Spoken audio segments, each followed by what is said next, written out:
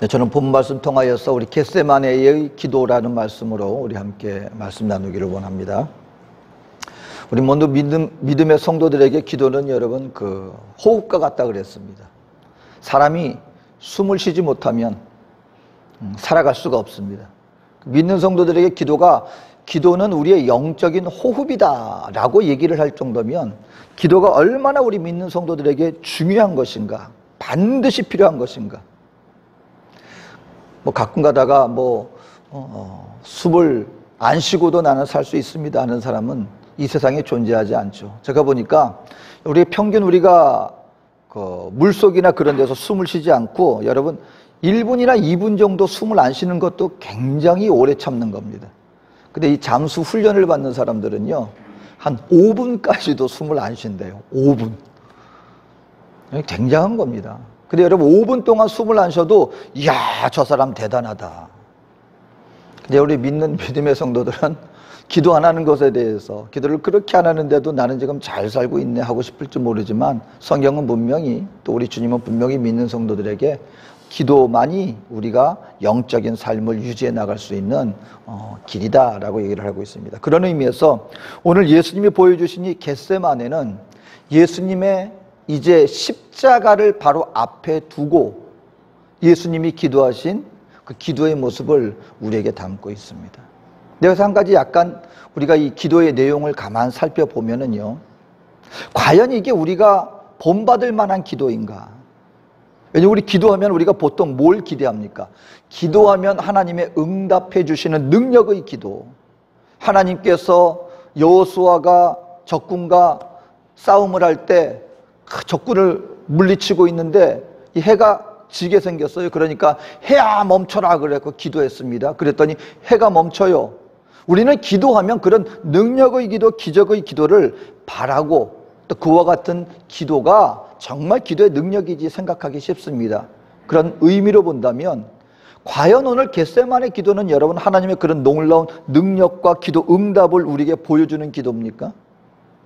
오늘 예수님께서 하신 이 겟세마네 동산에서 이 기도를 가만 보면은요, 하나님이 응답해 주지 않으셨어요. 예수님이 이 기도하신 목적을 가만 보면은요, 하나님, 아버지, 할 수만 있다면 이 잔을 내게서 옮겨 주시옵소서. 예수님께서 기도하신 기도의 그 목적은 하나님, 내가 이 십자가를 눈앞에 두고 이제 내가 십자가를 감당하려고 하는데 내가 너무너무 힘이 듭니다.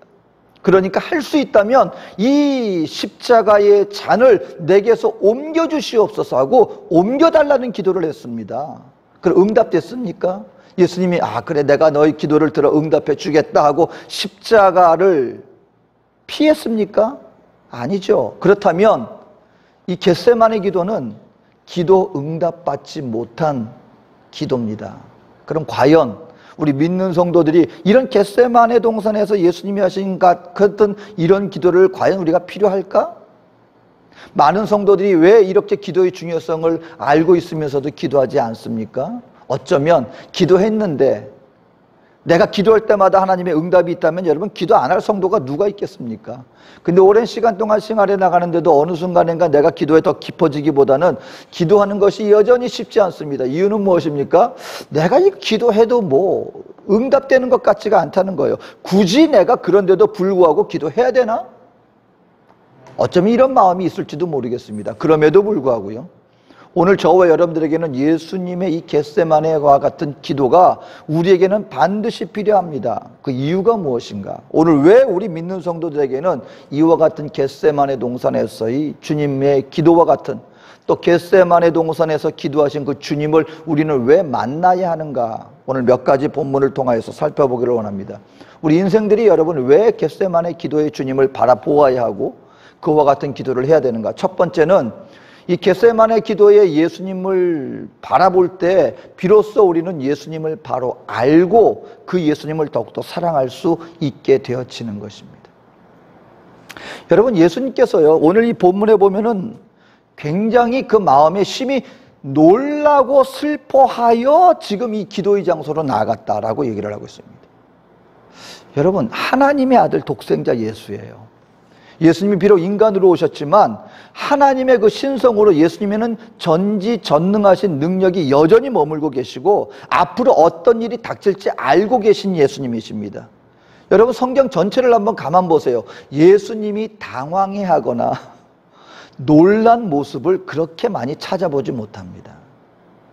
그런데 오늘 이 시간만큼은 예수님은요 심히 놀라고 그 마음이 죽게 생겨서 오늘 이 기도의 자리를 찾아갔다 그랬습니다.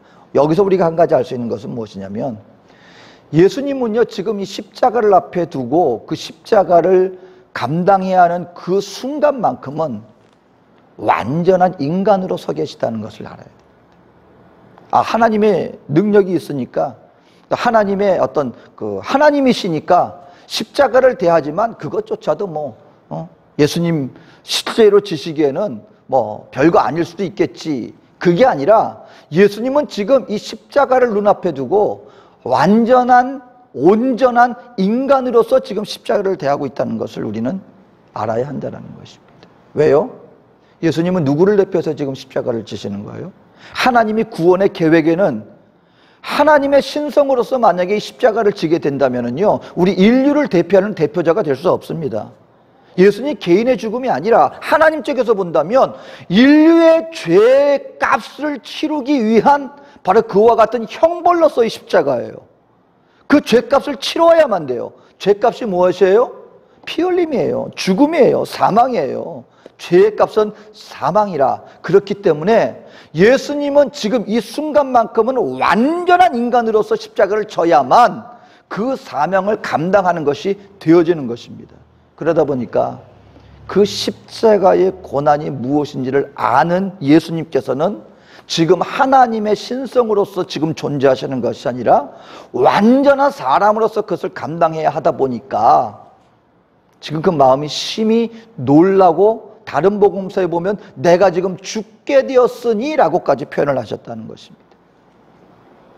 여러분 오늘 이거 십자가 우리 예수님의 겟세마네에서 예수님을 묵상하다 보면 우리가 무엇을 알게 되냐면 예수님이 우리가 생각할 때 내 어려움을 나의 연약함을 나의 마음의 고통을 아무도 모르는데 아마 하나님도 모르실 거야 라고 생각할 수가 많기가 쉽습니다.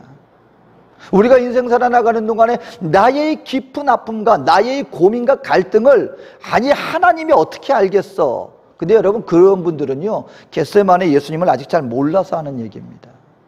예를 들어서 여러분 우리가 이 땅 가운데 살면서 우리 얼마 전에 빈살만 그 사우디아라비아 그 한마디로 최실권자가 우리 대한민국을 방문했습니다.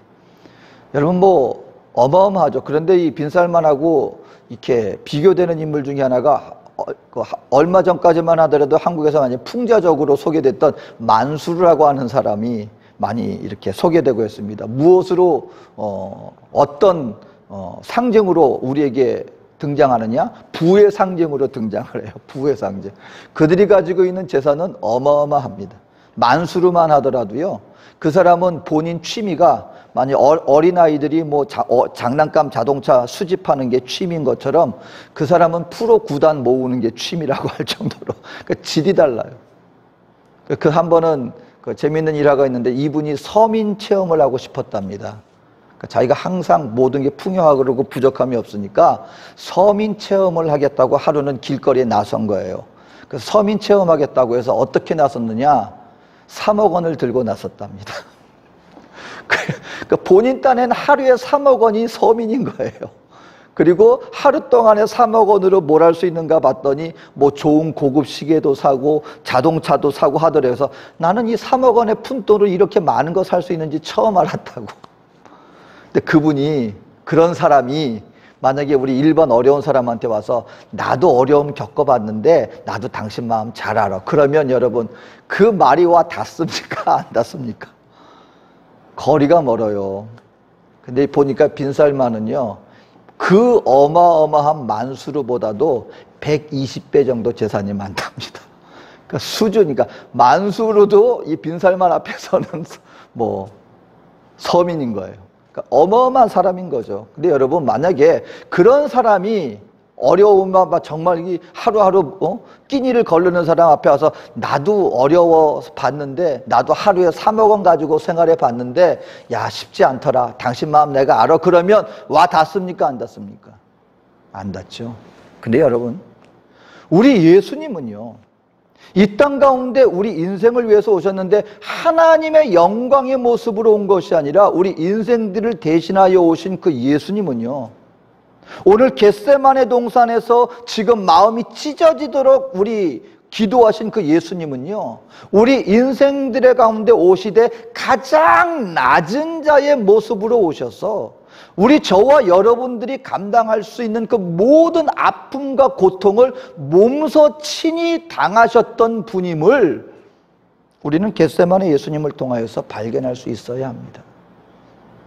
여러분, 예수님이 이 땅 가운데 오셨을 때 어디서 나셨어요?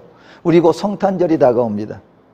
지금 우리는 예수님이 구육간에 나신 아기 예수님을 아주 멋들어지게 장식품으로 하면서 오신 하나님의 아들, 우리의 독생자 예수 이렇게 하는데요, 여러분 너무 미화돼 있어요. 예수님이 이 땅 가운데 한 생명으로 태어나셨는데 어디에서 태어나셨어요? 말밥통입니다. 여러분, 말밥통. 아무리 가난하다 할지라도, 아무리 이 땅 가운데 없이 지난다 할지라도 내 아이 태어나는데 말밥통에서 태어나는 사람은 과연 있을까요? 여러분, 동물원, 오늘같이 시설이 좋은 동물원에 가도요, 동물들이 있는 곳은요 냄새 천지입니다. 냄새 천지예요. 특히 말을 기르시는 분들은 알아요.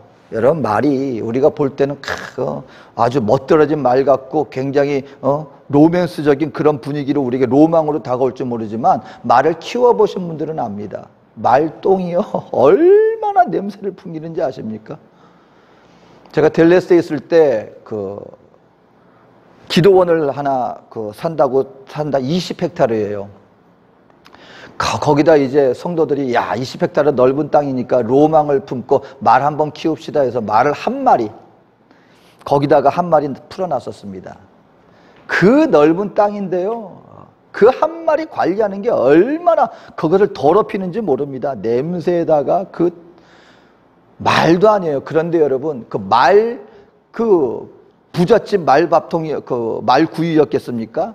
그냥 인구조사로 가가지고 한 가난한 사람의 마구간, 거기에 말밥통, 냄새 어마어마한 그런 어떤 불결한 그런 모습이었을 거예요. 예수님은 거기에서 나셨어요.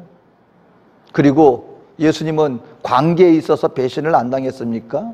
자기 형제들이 자기 형 예수 때문에 자꾸 어려움을 겪으니까 아이고 당신 좀 큰일 하려면 예루살렘이나 가시죠. 형제들한테 비꼬임을, 자기 친혈육한테 비꼬임을 당했죠. 그리고 자기 제자들한테 배신당했죠. 그리고 육신적으로는 여러분 십자가의 그 어마어마한 고통을 당하셨죠. 예수님은 이 땅 가운데 오셔서 자기 집 하나 없었다 그랬습니다. 목수였어요. 직업이 목수였습니다. 오늘날처럼 목수 그냥 가구점 차려놓고 사람들이 와서 하는 그런 게 아니에요. 그때 당시는요, 집집마다 찾아다니면서 두드리면서 혹시 고칠 거 없습니까? 내가 가구 할 거 없습니까? 일감 없습니까? 집집마다 찾아다니고 했어요. 예수님은 가장 낮은 곳에 나셔서 우리의 가장 어려운 형편 가운데서 사람과 관계 속에서의 모든 고난과 고통과 그리고 이 억압받는 이 권력의 억압과 그리고 억울함과 그리고 몸과 그리고 어려운 모든 상황들을 예수님은 친히 체험하셨습니다. 그 예수님이 지금 죽게 생기신 거예요. 내일 감당해야 될 본인 일이 너무 힘들어서 오죽했으면 땅에 엎드려 그랬는데요, 이게 원래 의미는 뭐냐면요, 지속적으로 반복되는 행위예요. 얼마나 마음이 고통스러웠으면 가만히 일어서면 쓰러지는 거예요. 겟세마네 동산에 가서. 그리고 제자 셋을 데리고 왔습니다. 이유가 무엇입니까? 제자들 다 있는 데서 그 모습을 보일 수는 없고, 그렇다고 혼자 와서 고민을 감당하려니까 너무 힘든 거예요. 그러니까 그래도 제일 믿을 만한 세 제자 데리고 와서 나와 함께 좀 기도하자. 기도를 요청할 수밖에 없는 그런 연약한 모습. 오늘 여러분, 우리 하나님께서 우리 저와 여러분들을 향한 이 사랑의 정도가요, 하나님은 힘이 있으니까 본인은 아무 고통도 없이 그냥 멀리 남의 일 바라보듯이 말 한마디로 이렇게 하는 분이 아니라 바로 나라고 하는 이 죄인을 용서하기 위해서 하나님이 인간으로 오셨는데 우리 인생들이 감당할 수 있는 그 이상의 것들을 친히 감당하심으로 오늘 예수님은 가장 연약한 한 인간이 되어서 겟세마네 동산에 쓰러져 기도하고 있는 겁니다. 여러분, 이것을 바라볼 때 이 겟세마네 기도의 예수님을 우리가 묵상하고 그 주님을 바라보면 바라볼수록 저와 여러분들은 나를 향한 하나님의 사랑이 이와 같은 사랑이었구나라고 우리는 감사하며 주님을 사랑할 수밖에 없게 되어지는 것입니다. 여러분, 많은 하나님의 훌륭한 크리스찬들이요, 예수님에 대해서 지식적으로 많은 것을 압니다. 근데 그 마음이 주님과 함께 하기보다는 그냥 지식적으로, 마음은 어린 땅처럼 차가운데 지식적으로만 나가서 많은 것을 하게, 하나님에 대해서, 예수님에 대해서, 성경에 대해서, 조직 신학에 대해서 많은 것을 얘기하는데 실질적으로 그들의 마음으로 주님에 대해서 그럼 그렇게 아는 만큼 주님께 가까이 다가가고 주님에 대한 사랑이 넘쳐나느냐? 그렇지 않아요. 머리는 무거운데 가슴은 냉랭한 그 이유가 무엇인지 아십니까? 오늘 이게 없기 때문에 그래요. 이 겟세마네 동산에서의 기도와 같이 기도 가운데 주님을 만나는 만남의 실체가 없다 보니까 머리로는 많은 것을 한다고 자랑하는데 실제 그 마음은 주님과 전혀 함께하지 못하는 그와 같은 괴리가 생기게 되는 것입니다. 그러니까 아니 오늘 예수님 겟세마네 기도했는데 아무것도 응답받지 못했는데요? 라고 하는 것이 아니라, 또는 아니 내가 아무리 기도해도 하나님이 나에게 어떤 응답이나 기적의 역사가 나타나는 것 같지 않은데요? 라고 할 것이 아니라 저와 여러분들은 그러면 그럴수록 주님께서 겟세마네 기도에서 한 인간으로 주님을 의지하며 기도했던 것처럼 우리 인생들도 기도 가운데 겟세마네 중심을 더욱더 가까이 나가야 하고, 왜 주님께서 그와 같은 기도를 드릴 수밖에 없는가를 깨닫게 되어진다면 우리는 더욱더 주님 앞에 가까이 다가갈 수밖에 없고 내 마음 중심에서 그 하나님에 대한 사랑으로 우리가 뜨거워질 수밖에 없는 것이다. 반드시 그래서 우리는 겟세마네 기도를 묵상해야 하고 그와 같은 기도를 드려야 하는 것입니다. 미국에 한 신학교가 있는데요, 여러분이 서양 분들은 우리 한국에 가면 제일 힘들어하는 것 중에 하나가 바닥에 앉는 거.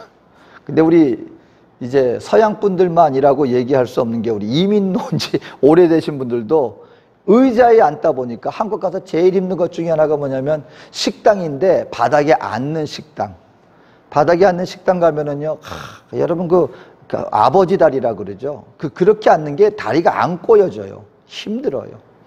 근데 대한민국은 특히 기도할 때 또 뭐가 유행했습니까? 무릎 꿇고 기도하는 거.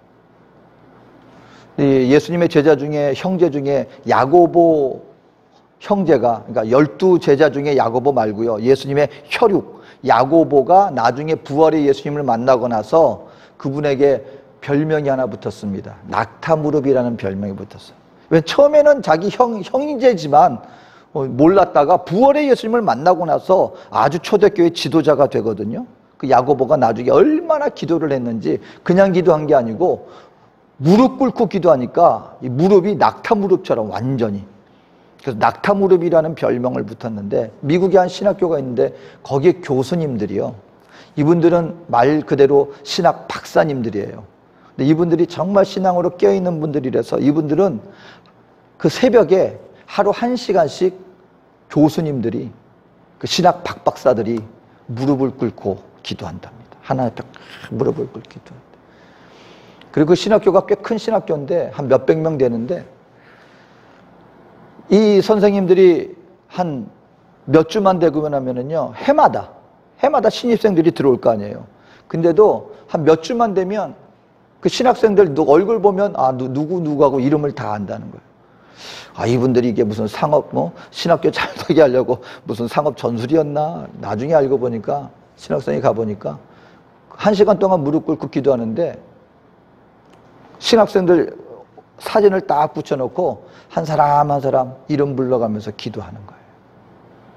그러니까 몇 주 지나고 나면 신학생들 이름이 외워지는 거예요. 일부러 외우려고 해서 외우는 게 아니고 사진 그냥 이름만 놓고 기도한 것이 아니라 사진을 놓고 이름을 불러가면서 중보하면서 기도하니까 이분들이 나중에는 이 가르치고 신학교 강의를 하고 하면서 예수님의 십자가 보혈에 대해서 예수님의 그 십자가 고난에 대해서 그리고 그 겟세마네에서 예수님이 어떻게 기도했는가에 대해서 강의를 하면서 이분들이 그냥 신학적으로 이것은 뭐고 저거가 아니라 때로는 뭐 항상 그런 건 아닌데 때로는 그와 같은 강의 가운데 성령님이 은혜를 주시면은요 이 신학 선생님들이 눈물을 흘리면서 그것을 학생들에게 강의하고 설교를 한다는 거예요. 그러다 보면 이 신학생들이 그 강의를 통해서 또 그분들의 메시지를 통해서 그 은혜를 함께 누리게 되는 거예요. 이것이 어떻게 가능한지 아십니까? 그냥 만약에 이분들이 공부만으로 아니면 지식적으로만 이것이 전달했다면 이와 같은 역사는 일어나지 않을 것인데 이분들은 뭐가 있어요? 무릎 꿇고 기도하는 이 기도와 함께 기도로 말미암아 주님 앞에 나아가고 기도로 말미암아 주님과 함께 교제하는 바와 같은 그런 은혜가 있다 보니까 이것이 지식으로만이 아니라 뜨거운 마음으로서까지 함께 전달이 되어지더라 라고 얘기를 하는 것입니다. 우리 믿는 하나님의 성도들이요 왜 우리가 기도해야 됩니까? 하나님이 뭐 나에게 응답해주고 안 해주고 여러분 그것은 기도의 한 모습에 불과한 거예요. 또 다른 기도의 의미는 무엇입니까? 기도로 말미암아 우리가 주님과 함께 하는 것입니다. 교제하는 것입니다. 연합을 이루는 것입니다. 그렇기 때문에 예수님의 이 겟세마네 기도를 우리는 반드시 묵상해야 할 뿐만 아니라 겟세마네와 기도와 같은 기도를 우리는 반드시 해야 한다는 것입니다. 두 번째, 우리가 왜 겟세마네의 기도를 해야 합니까? 그 이유는 겟세마네는 예수님이 어떤 길을 가셨는지 그리고 오늘 그 주님을 믿는 우리가 어떠한 길을 가야 하는지를 보여주는 것이 바로 겟세마네 기도입니다. 여러분 예수님께서 이 땅 가운데 오신 것은 결국 무엇을 위한 것입니까? 하나님의 나라를 세우기 위한 것이었어요. 예수님의 십자가 돌아가시고 이제 그걸 믿고 구원받은 믿음의 백성들을 통하여 그 구원받은 믿음의 공동체를 통하여 하나님의 나라를 세우는 것, 그것이 바로 하나님의 뜻이었습니다. 그렇다면 여러분 만약에 쉬운 길도 있었다는 거예요. 예수님이 이 땅 가운데 하나님의 나라를 이루는 그것만이 목적이었다면 예수님에게는 몇 가지 쉬운 길이 있습니다. 첫 번째는 무력을 가지고서는 그냥 쳐 부수는 거예요. 내 말 안 들어? 내 말 안 믿어? 이슬람 무슬만들이 하는 게 그거죠. 한 손에는 코란을 들고 또 다른 손에는 칼을 드는 거예요. 그리고 뭐예요? 점령해가지고 가가지고 믿어 안 믿어? 믿습니다. 그러면은 코란 주는 거예요. 안 믿으면 뭐 하는 거예요? 죽이겠다는 거예요. 근데 여러분 이게 우리 기독교에도 이런 역사가 있었다는 거 아시죠? 중세 정복 이유가 무엇이었습니까? 복음이 목적이었다. 너무나 아이러니하게도 복음이 목적이었다는 거예요. 모두 예수 믿게 만들겠다는 거예요. 근데 이슬람 교도들하고 똑같은 방법을 썼어요. 성경 아니면 칼이었어요. 안 믿어? 그러면 멸망시키는 거예요. 우리가 살고 있는 중남미는요 그 대표적인 역사를 가지고 있는 것입니다. 스페인 군인들이 그리고 포르투갈이 공격해 오면서 칼과 창만 가지고 온 게 아니에요. 그들이 앞세웠던 것 중에 하나는 무엇입니까? 바로 이 종교를 전하겠다는 거예요. 그래서 천주교 사제들과 함께 오면서 그리고 인디안들에게, 근데 나중에는 또 인디안들을 학살하는데 그들에게 합리화를 시켜버렸어요. 뭐라고 시켰느냐? 이 정복하는데 인디안들 이렇게 학살하는 거 가책 받지 말아라. 이들에겐 영혼이 없다. 인디안들은 하나님이 우리에게 주신 그런 고귀한 영혼이 없다 해서 그들의 학살을 합리화시키는데 한몫하기도 했다는 것입니다. 여러분 우리도요, 우리 신앙생활에 나가고 아니면 공동체 생활, 여러분 오늘날 예수를 믿는 이 믿음, 이 신앙생활이라는 것은 결국 뭐예요? 교회라고 하는 공동체 안에서 생활해 나가는 것입니다.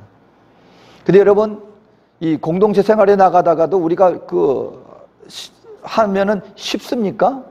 관계라는 게 쉽습니까? 이럴 때 여러분 나타나는 모습 중에 하나가 뭐냐면은 일단 내가 딱 공동체 안에서 왔는데 뭔가 맞지 않는 게 있고 뭔가 잘못된 게 있고 바로잡아야 될 게 있다고 생각합니다. 그러면은 제일 쉬운 것 중에 하나가 뭡니까? 투쟁하는 거예요. 싸우는 거예요. 세상을 향하여서도 여러분 우리가 하나님의 복음을 전한다 하는 목적을 가지고 세상을 향하여서 쉬운 방법 중에 하나가 뭔지 아십니까? 그냥 여러분 그냥 내 마음에 내킨 대로 투쟁하고 두드리고 부수고 그냥 그러면은요 당장 그건 뭐 어찌 보면 쉬워요. 왜 그냥 내가 힘으로 무력으로 그냥 해 나가겠다.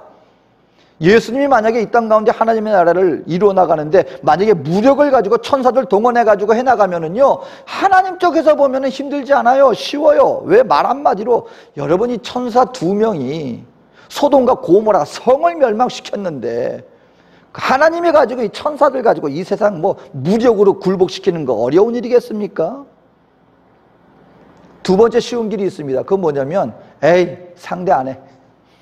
너희들 이거 죄악된 세상 다 멸망할 때까지 내가 멀리 있다가 다 정화되면 그때 내가 와야지 하고 저 멀리 광야로 예수님 나갔다가 다 끝난 다음에 오시면 여러분 어려울 거 없습니다.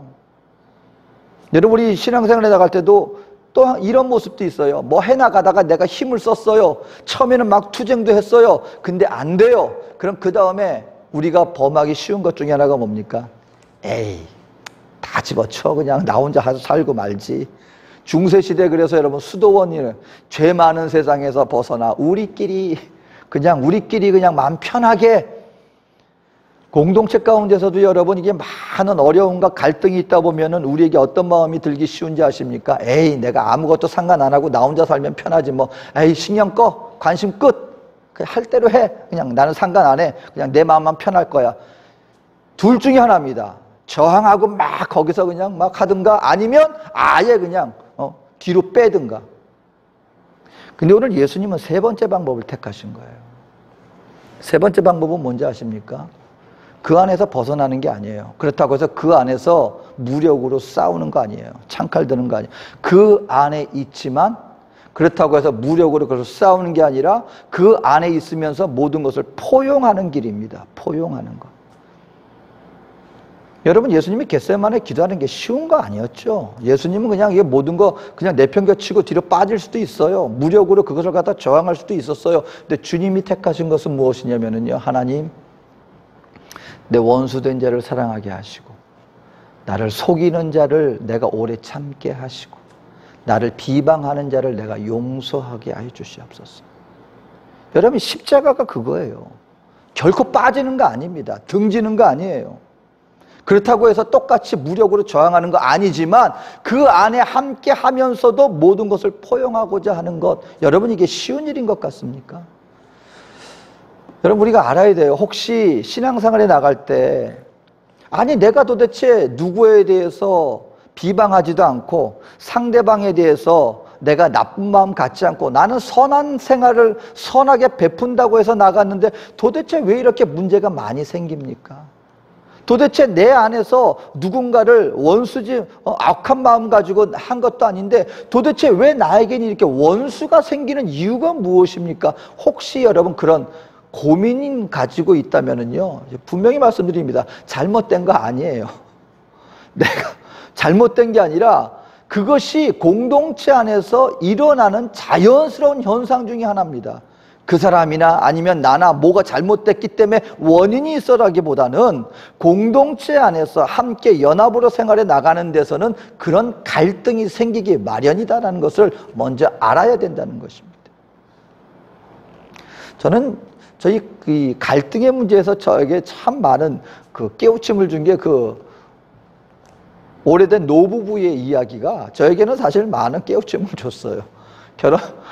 결혼 기념 50년 결혼 기념일을 맞이해서 둘이 자녀들과 이렇게 기념 행사를 갖고 축하받고 집에 돌아와서 빵을 나누는데 빵 끄트머리에 그 딱딱한 부분 여느 때처럼 아내에게 주고 본인은 말랑말랑한 거 먹었더니 아내가 드디어 50년 동안 참고 참았던 그 불만을 얘기합니다. 당신은 오늘같이 50주년 기념되는 오늘까지도 나한테 그 끄트머리에 있는 딱딱한 방 나한테 주고 자기는 말랑말랑한 빵 먹고 오늘까지 나한테 그래야만 되겠냐고 막 서러워서 막 화를 냈습니다. 그랬더니 남편이 아니 여보, 그 부분은 내가 제일 좋아하는 부분이야.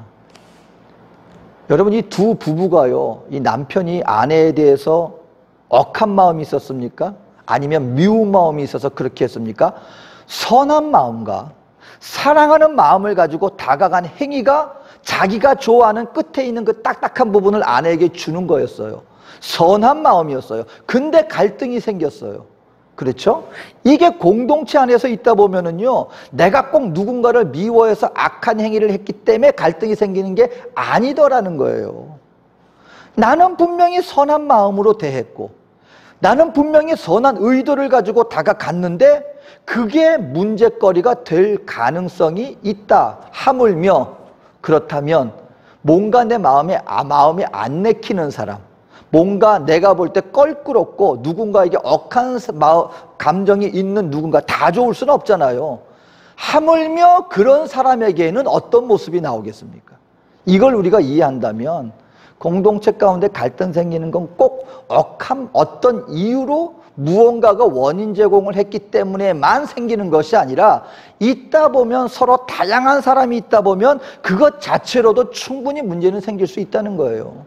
그러니까 그러한 가운데 있을 때 혹시 내가 마음의 상처를 받기도 하고 주고 할 때 우리가 에이, 그 사람하고 뭐 내가 싸워서 바꿔야지 하든가, 아니면 그러다 지쳐서 에이, 내가 아예 상대도 말아야지, 이렇게 할 게 아니라는 겁니다. 오늘 주님은 내가 너희를 세상에 보내는 게 양을 이리에게 보내는 것 같다 그랬어요. 여러분, 그건 죽으러 가는 거예요.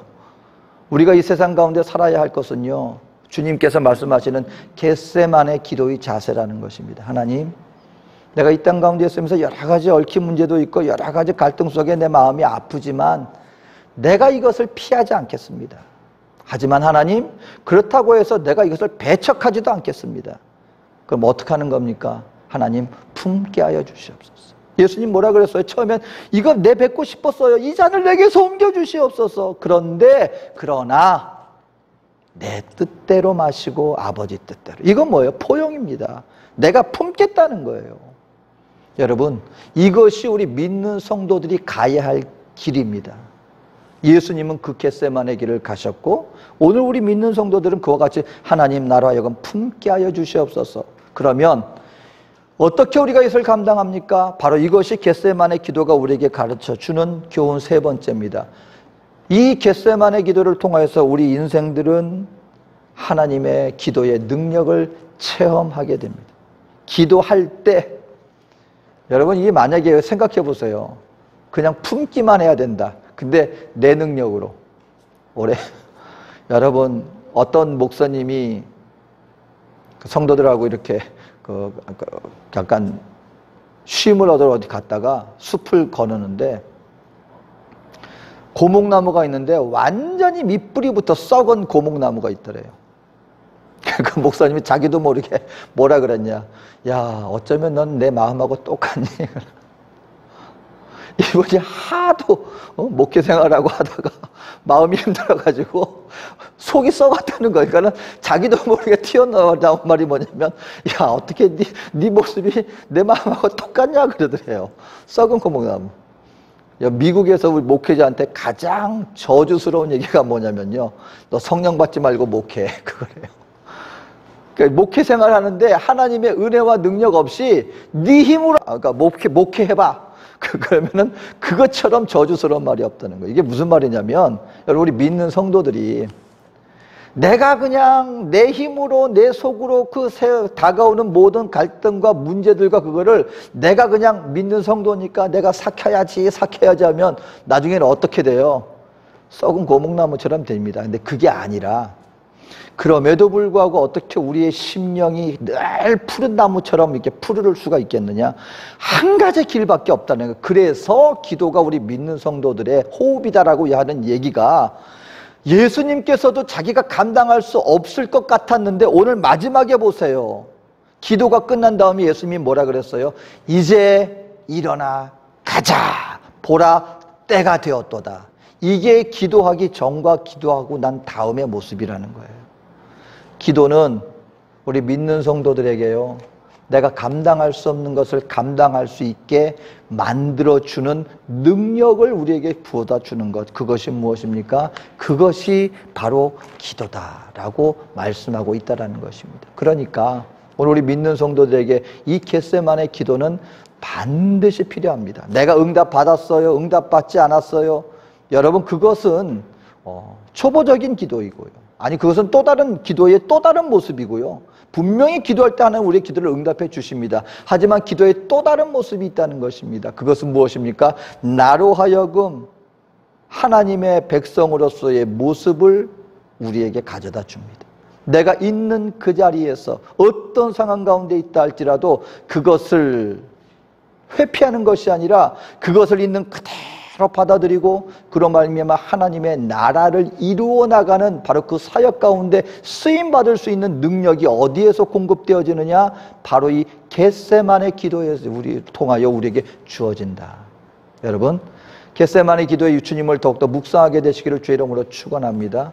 그 겟세마네 기도를 통해 우리는 나를 하나님이 이토록까지 사랑해 주셨구나. 그 기도를 통하여서 저와 여러분들은 내가 마땅히 가야 할 길을 알게 되고 그것을 이루며 나갈 수 있는 능력을 우리에게 가져다 주는 것, 그것이 바로 겟세마네 기도입니다. 여러분, 바라기는요, 이제 우리 2022년 한 해 이 주님을 더욱더 묵상하며 2023년 한 해 동안에는요, 이 기도를 통하여 바로 이와 같은 능력이 우리 저와 여러분들에게 차고 넘치는 그 은혜를 모두 누리게 되시기를 주님의 이름으로 축원드립니다. 기도하겠습니다. 사랑에 좋으신 아버지 하나님, 하나님의 은혜 속에 네 안에 계신 그 주님의 능력, 아버지 하나님, 이 땅을 변화시키고 하나님의 나라를 든든히 세우는 그 사역 속에 쓰임받기를 원합니다. 나를 향한 하나님의 사랑이 얼마나 놀라운 것이었는지, 그 주님의 사역을 감당케 한 그 능력의 원천, 우리 모두가 이와 같은 겟세마네 기도의 능력으로 충만케 되어지는 우리 모두가 되게 하여 주시옵소서. 감사드리며 예수님의 이름으로 기도합니다. 아멘.